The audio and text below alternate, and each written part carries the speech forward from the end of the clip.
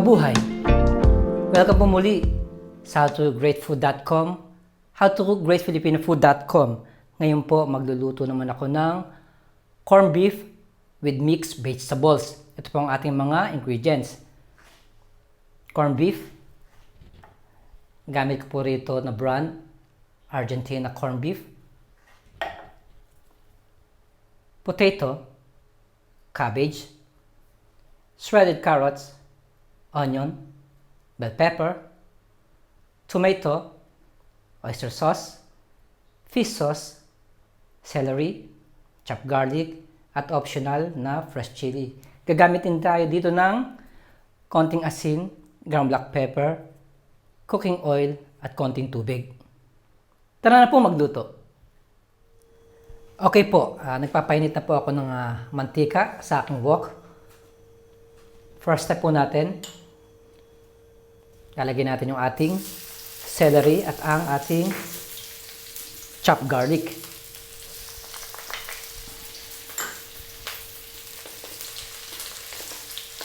So, hihintay lang natin mag light brown yung ating garlic at maluto ng konti yung ating celery. Tapos po, ilalagay na po natin yung ating onion.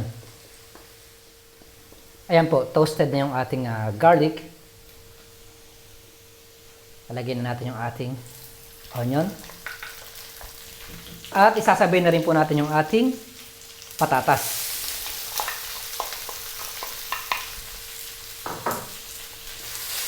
So, gigisahin ko lang siya ng mga 2 to 3 minutes. Tapos po, pupunta na tayo sa ating next step. Ayan po, nagisa na natin yung ating patatas. Next step, ating tomato.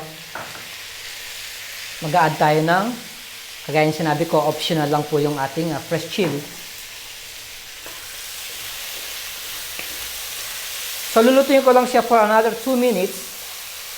Tapos po, again, pupunta tayo sa ating next step.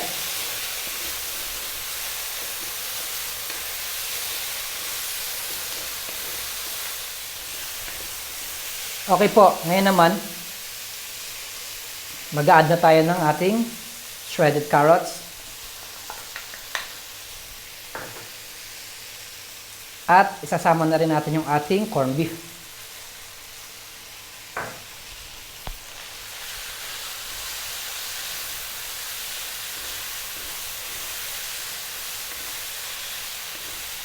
Mag-a-add po tayo ng konting tubig.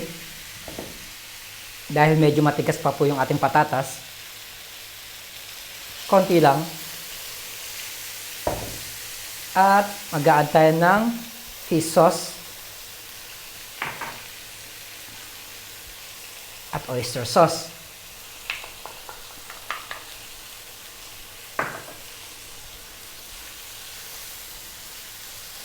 Lulutuin ko ulit siya ng mga 4 to 5 minutes. Medium heat. Tapos po, i-add na po natin yung ating cabbage at ang ating bell pepper. Medyo i-scrape lang po yung nasa ilalim.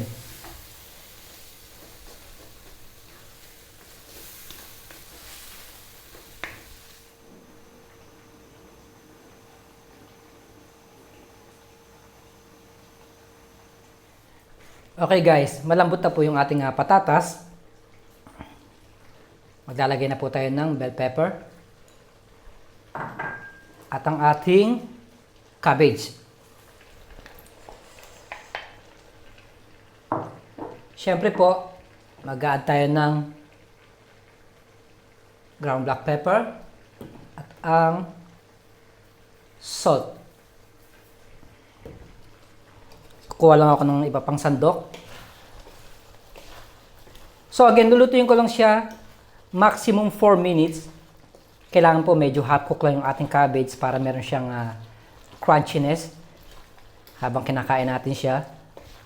So after that, ready na po siya for plating.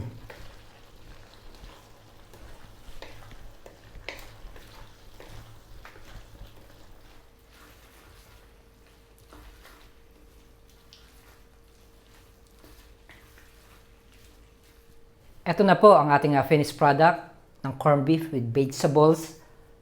Maraming salamat po sa panonood ng howtogreatfood.com, howtogreatfilipinofood.com. Mabuhay!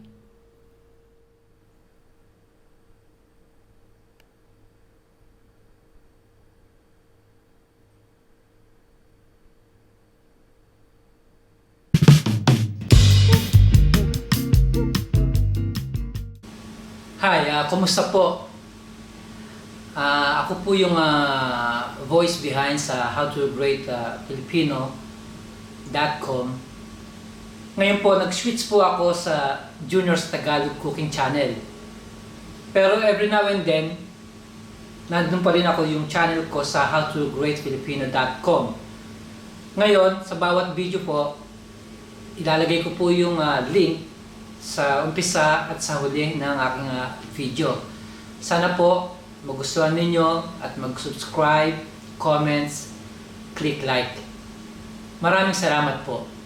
Mabuhay!